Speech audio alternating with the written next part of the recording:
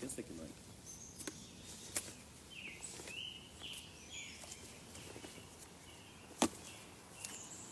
You can fly them. Don't ruin the surprise. It's on.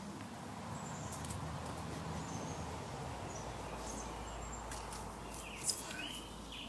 There's no way to fuck it up.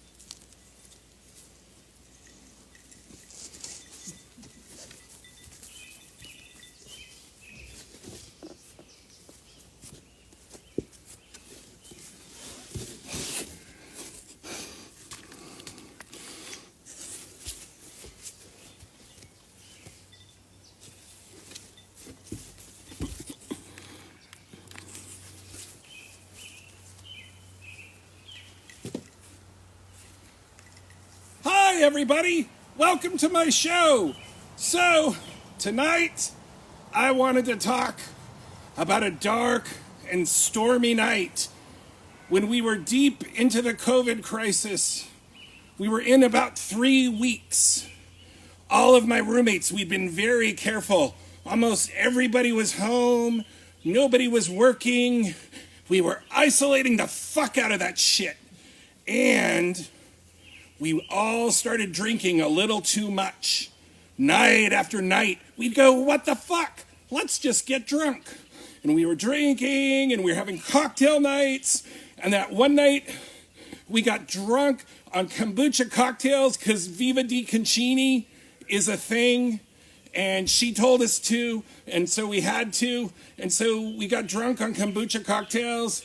And then we watched this movie, The Lighthouse.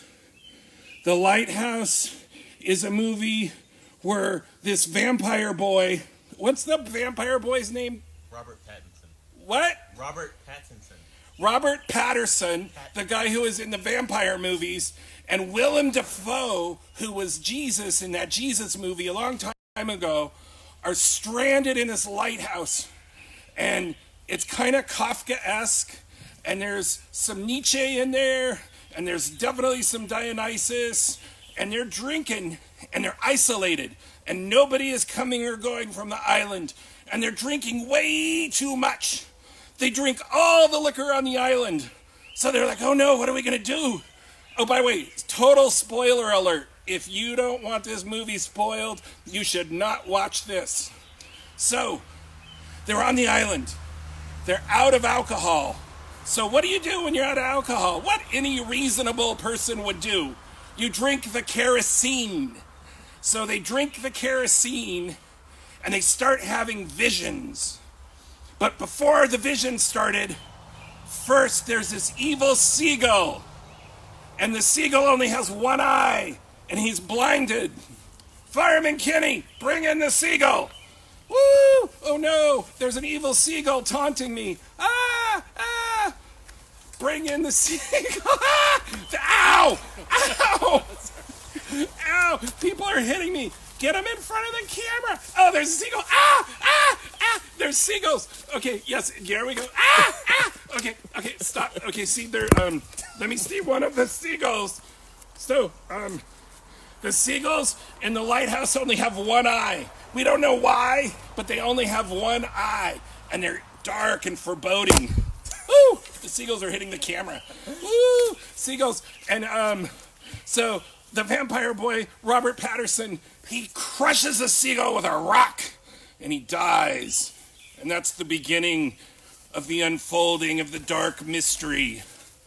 So there's a dead seagull, and Robert Pattinson and Jesus start drinking too much, and they're drinking kerosene, and it gets kind of scary and dark. But before it gets that, it's an expression of divine madness. It's Bacchus, the good part of Bacchus, and the good part of Dionysus, where you are ecstatic, you're having fun even with your enemies. And so they're dancing and they're having fun, and there's like some homoerotic tension, and you're like, ooh, where's this movie gonna go? And then Robert Pattinson, the vampire boy, starts masturbating. He has a little siren, a little mermaid carved out of ivory, and he starts masturbating. There's masturbation in this movie, so be warned. And there's a cum shot, but that's coming later. So Robert Pattinson is masturbating. Oh no, one of my rays fell. I was very hurt. Fireman Kenny said my rays look like icicles. They're light rays coming out of the... Oh, there's a seagull behind my head. And then these are my stormy clouds. And these are the light rays, and this is the lighthouse, and this is the little part where you can walk around on it.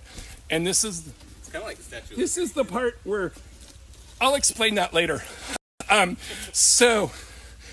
getting so confused. This movie is very confusing. I haven't even got to the Greek mythology parts. So, Robert Pattinson, the vampire boy, kills the seagull. And then things start going wrong because the wise Willem Dafoe, man of the sea, warned him, do not fuck with the birds. don't kill any of the birds. And he did. And so then it gets weird and dark. And then, so one thing to know before you watch the movie is that Robert Pattinson, the vampire boy, is actually portraying Prometheus. And Willem Dafoe is Proteus. Mind blow. I know, right? You did not catch that probably the first time you watched it. I had to look it up on the internet. So, Prometheus and Proteus. Proteus, the old man of the sea, and the guy who steals light. He steals the light, and then he ends up being tied to a rock in the old Greek mythologies. And the eagle comes and eats his liver every day. And then he wakes up and he's tied to the rock again the next day. And then the eagle comes and rips his liver out again and eats it again. That's kind of how this movie ends. Spoiler alert. But so first, Willem Dafoe has a secret sex life with the lighthouse. And he climbs up into the tower of the lighthouse. And you can see him up there. You see his naked body up here. You see a silhouette of his body. And he's standing there naked. And he's like doing something and you don't know what. And then Robert Pattinson is right in here. And he's looking up through this grate up. And he can't quite tell what Willem Dafoe is doing in the lighthouse. But then, and the light is going, and it's like blinding lighthouse light. And the next thing you know, okay, this is, if there are any kids present, I want you to go home now. This is the ejaculation part. Willem Dafoe, Jesus / God of the Sea, ejaculates. And the ejaculate drips down like goo. And remember, Robert Pattinson's in here. And the goo drips down through the iron grates onto Robert Pattinson. And that's the lighthouse. And I stopped drinking after watching the lighthouse. And so maybe if you've been questioning how much you're drinking in isolation, maybe you should watch the lighthouse. I'm just saying, it helped me. It broke me out of my spell. And so, with that, I want to say welcome to everybody who joined my show. I want to thank you for tuning in. And we're also live right now on Facebook. I had some people approach me and said, would you like to transfer that over to Facebook as well? And so I was super happy for Lily and her crew who are doing something that's way above my pay grade to get this onto Facebook at the same time I'm doing it live. So that's happening. Okay, let's get rid of this. I'm hot. Woo, woo, woo, woo. Thank you. Fireman Kenny, will you bring me the box?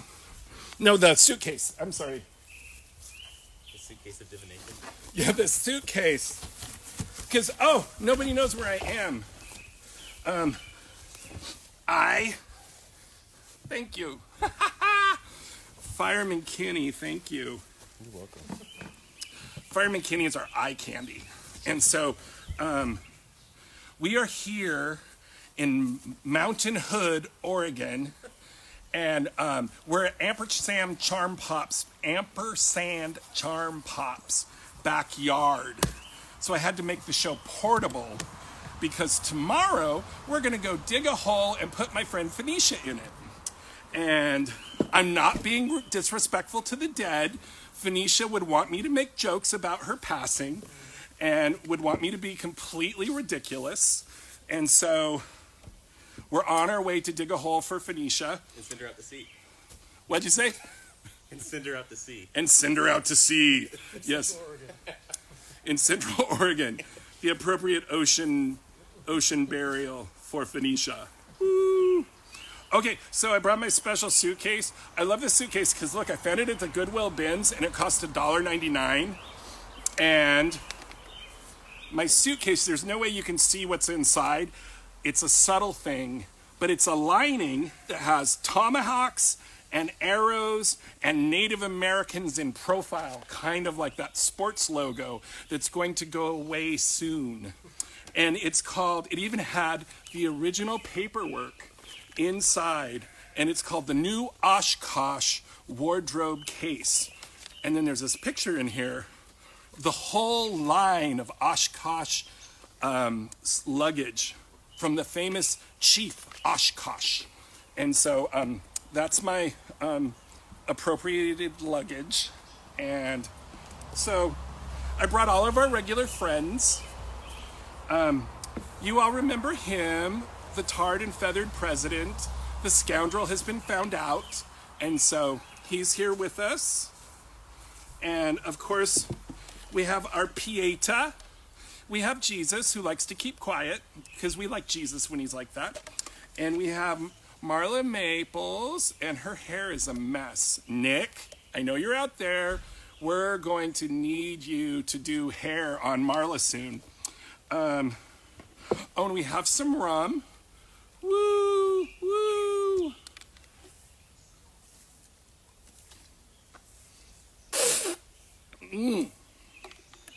And then, of course, everybody's favorite,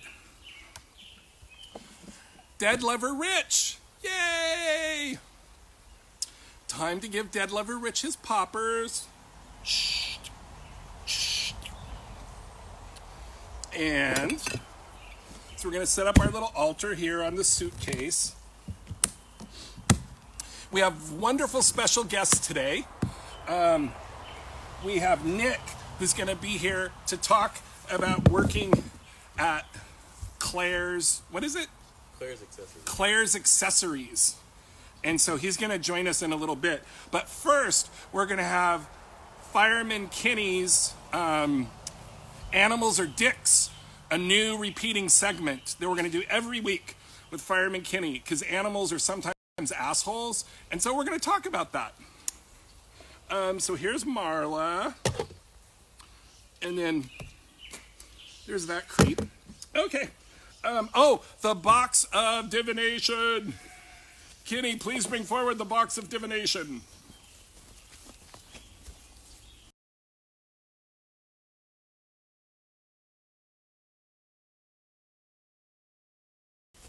Yes, and I noticed that Machine Dazzle saw our context. Why we're going to Claire's this week is because Dusty Lynn talked about Claire's last week. And so I saw a synchronicity, and I try to follow synchronicities. They're like little clues of where you're supposed to go. So when Dusty finished the show, and that night I was on the back porch smoking pot with Nick, I was like, oh, and he's talking about Claire's. And I was like, oh, we should totally tell those stories. Okay, so Box of Divination from Queen May Butters. Fireman Kenny, will you read the button of divination? I want the best sex in all of the kingdom. Oh! So tonight's divination, words of wisdom, things to think about. I want the best sex in all the kingdom. Oh, speaking of best sex, I should let you know about this. So, I was talking, oh, look at me sweat. I'm a mess. I was talking to Queen May Butters, and we were texting, and she says to me, you know about Willem Dafoe, right? And I'm like, what? He has a giant penis. And I was like, what? No. And she's like, yes, all the gays in New York know all about it. Everybody talks about it. It's totally a thing. Everybody knows. How did you not know? And I'm like, Willem Dafoe has a giant penis? Because the thing about Willem Dafoe is that I think he's really hot. And when I was a kid, the Mormon church told me I was supposed to sign this piece of paper to petition to stop the making of Last Temptation of Christ. And so that was part of my theater education, was that I was supposed to sign this petition, even though I didn't know anything that the movie was about, to stop this movie from being made. Turns out the movie's really great. Really, really great. And I loved it when I saw it like 3 years later. But that was 1987 when I was in a shithole junior college. And so Willem Dafoe has And then if you Google, go Google, not right now, when the show's over, Google Willem Dafoe giant penis. Oh, girl. Okay. So it's so crazy. You're going to think I made it up. I did not make this up. On the internet, it's there, so you know it's true. Willem Dafoe was in a movie called The Antichrist. And I think he was playing the Antichrist, one assumes, but I'm not sure. And there was a scene that's like an ejaculation scene, more ejaculate. What can I say? So he's doing an ejaculation scene as the Antichrist, and it's blood shoots out of his dick. This is true. I am not making this up. It's on the internet. Blood shoots out of his dick. It's supposed to, it's movie magic. And boom, blood orgasm. Like Antichrist has blood sex, apparently. His dick was so big, combined with the blood, they felt it was too shocking, and they got a stunt dick that was much smaller. And so, what you see in the movie is not actually Willem Dafoe's penis. It's a stunt penis that's a more size appropriate for the Antichrist. So that was a very exciting day, and I want to thank Queen May Butters for bringing that to me, for bringing that piece of information to me. And so, yes, that's Willem Dafoe and his penis. And yes, there's probably more to talk about. It'll occur to me, or it won't. Fireman Kitty, are you ready to talk about how animals are dicks? I love to talk about my animals. Come on in. Hi, everybody. So animals are dicks. Big dicks, like Willem Dafoe's dick. So otters, for instance, otters actually rape baby seals and porpoises? Baby seals and porpoises to death, and then will continue to rape them for up to 2 weeks after they have died. So wait a minute, they kill the babies?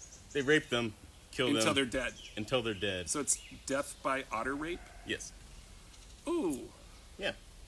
That's horrible. Yeah, it's terrible. So that's otters. Yeah, the cute otters that hold hands so they don't float away from each And other. they like use tools to crack Yeah. And like rub little like oysters on their belly, that kind of thing. that is not something they told me at the Seattle Aquarium. Every time somebody under 14 comes to Seattle, they're like, I want to go see the otters. Well, maybe not so much anymore. Just saying. There's a dark side. There's a dark side. Thank you, Fireman Kenny. Thank you, everybody. Otters are dicks. Okay, let's see if Nick is here. Nick, are you there? Nick! I haven't seen his name yet.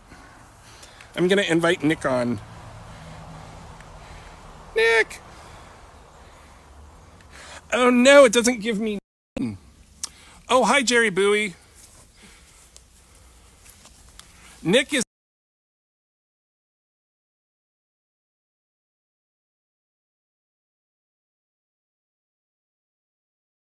That he wants to join. Jerry Bowie.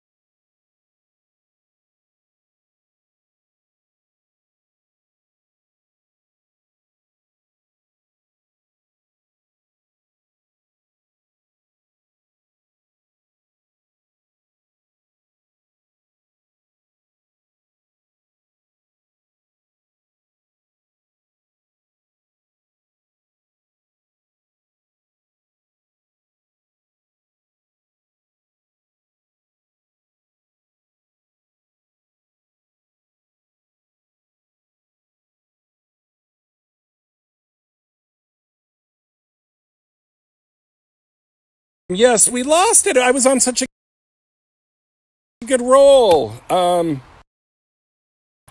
My pad had issues. My pad's had issues in the past.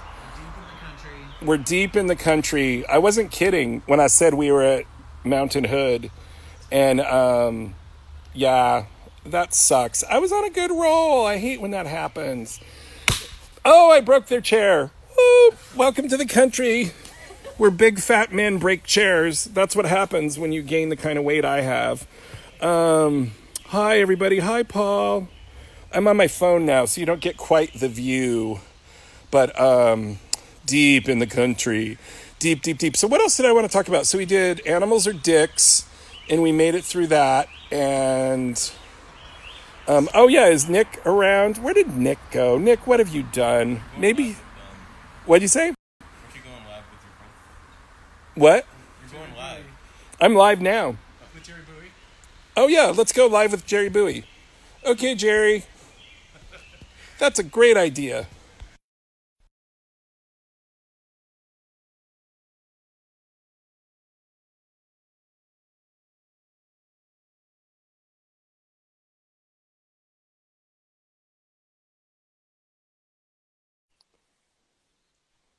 We're connecting to Jerry. Jerry Bowie, hi. Hi, sunshine. Can you hear How me? how are you? I'm I'm good. good. How is Utah? Utah's hot. Is it COVID-y? It's very COVID-y, but we Okay. have the beautiful mountains to go hide out. And I've been out in the mountains all day today, Oh, good. communing with the butterflies and the flowers. Excellent. I noticed that you often request to join me online here in my little show. I usually, like you did every single time, I think. So what do you have to tell us, Jerry Bowie, since you're so eager to join? I do not recall making this request. Oh, you make a request every time. You know, any opportunity to watch you do your brilliant interpretive pieces are always a wonderful diversion from quarantine. Will you do me a favor, Jerry Bowie? Yes, sir. Will you put your phone on the floor under your chest and do push-ups? Seriously. I don't have the chest I used to. I haven't Oh, been to the gym. Oh, please. Well, now's the perfect time to get it in shape. Jerry Bowie is really hot for those of you at home. He's kind of like Willem Dafoe in certain ways, or so rumor has it. I don't personally know that, but word gets around in certain circles. Who are these sources? Oh, I couldn't say. That would be indiscreet. So no push-ups? Come on, Jerry. Machine Dazzle would love to see you do push-ups. I have a tank top on. I'd have to take off my shirt. I'm completely okay with that. Well, we'll skip it. I have a reputation to uphold. Oh, that's true. You're all spiritual and stuff. Okay. Well, thanks for joining us. You know what I learned earlier this week? I think this was fascinating. So on my thing, I have a red bandana. And I was thinking about that earlier about red bandanas. Did you know the whole trope of Native Americans wearing red headbands is totally Hollywood made up? Because all of the white guys with long Native American wigs, their wigs kept falling off when they were filming Westerns. And they're like doing horseback riding and running amok. And so somebody threw a red headband on it and it just became a thing. And then that thing started being picked up by indigenous culture, supposedly. And then so certain people will wear that as a fashion, thinking they're relating to some ancient tradition, but it's actually first started, for the most part, with Hollywood. Now you know. Now I know. I've learned something about otters, and now Yes. I've learned something about how Hollywood has exploited our Native brothers and sisters. Yep. And then you remember the button for today. I can't see it, hon. Hold on. Oh, Jerry's an old man. I still can't see it because it's backwards.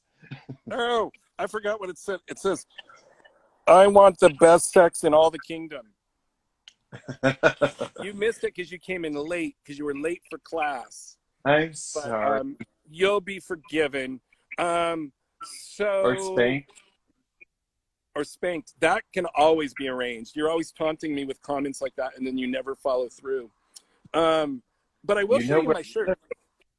I made a ghost dance shirt for white people, and it's got sacred symbols on it, and it's made out of a Nordstrom's broadcloth shirt.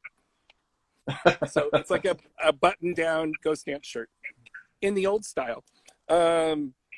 So yeah, that's all I want from you. Bye, Jerry Bowie. Say hi to all your Bye. lovely roommates. Does Yeah, Lainey love you. Tom watch my show? I don't know. Lady Tom is up in the Tetons, and Oh, he probably doesn't know. Yeah, he That's good. doesn't He get would have sick. been shocked. He would have been I shocked. do But know. Did you know Drew? Do you remember Drew? yes, Drew of is a course. fan of. Oh, hi, Drew. Thanks for watching. I hope I didn't shock you with the talk of ejaculation and especially bloody orgasms. But yeah, I think that would have been too much for Lainey. Lainey likes to call penises monsters, and your butt is your crevice. And so he likes to say, well, when we're in private company, he probably wouldn't want me broadcasting this, but sometimes he'll look you in the eye and say, did you wash your monster and your crevice? And usually I haven't. And so then I feel bad. But he never checks, so it's okay. Okay, thanks, Jerry. I'm going to wrap up my show now. Bye. Bye-bye. Bye. Remove Jerry Bowie from the feed. Well, thank you all for coming. As a little bit of a closing, I want to acknowledge that there is a new candidate running for president. And what's his name again? Fireman Kenny? No, Kanye's full name. Oh, that's right. Christian Genius Billionaire Kanye West. Christian Genius Billionaire Kanye West is running for president. So with that in mind, I want to share with you something my friend Queen May Butters told me today. So after our last show, if you followed me on Facebook and Instagram, the day after, on July 4th, Fireman Kenny and I went on this magical walk, and I was having a magical time, and then it got really not magical. I got really spun out because of the whole 45 landing at Mount Rushmore to the tune of Onward Christian Soldiers, and then Mary Hart, America's Sweetheart, really Mary Hart, flashes the 3% signal, which is a signal for like the Christian uprising, overthrow the government kind of weirdness as part of his opening. And I got really freaked out. And so I was having a bad trip, and we were at this like really beautiful, wonderful spot. And all I could think of was all that shit. So I want to share with you what my spiritual advisor, Queen May Butters, said to me, which is go to a rock. Go to find a rock. Find the earth. And feel that grounded quality, that heaviness that is a stone, that is a rock, that is the earth, and connect to that, because that is a real thing. That is a tangible, real, solid thing that has nothing to do with human constructs or human perceptions. And so that's what I did, and it was helpful. And I have a rock that I keep on my altar at home, and I sat with it in my easy chair, and I just connected to this old stone. And so if things scare you in the world at large, I invite you to grab a rock and to sit with it, and to know that time is an illusion, and that these things will pass, and that the rocks were here before and they'll be here after. And I found a sense of solitude and connection with that rock in my lap. And so in the middle of all the crazy, connect to the rocks and connect to what's real, connect to your friends, to your family, to those you love. And remember to play and be silly as you dream about how to create the new world. That is the whole point of what I'm trying to do. Is I needed a place to play once a week in the middle of all my insanity and all the stress in the world. And that's why I'm doing the show, is to have a place where I can play. And so thank you all for playing with me. And thank you to all my friends. I saw Tristan just logged in all the way from Australia. Oh my God, Queen, I love you so much. So I'm really happy that so many people are watching and tuning in. And so thanks for doing that. And I'll talk to you later. Bye. See you next week. Take care. Bye.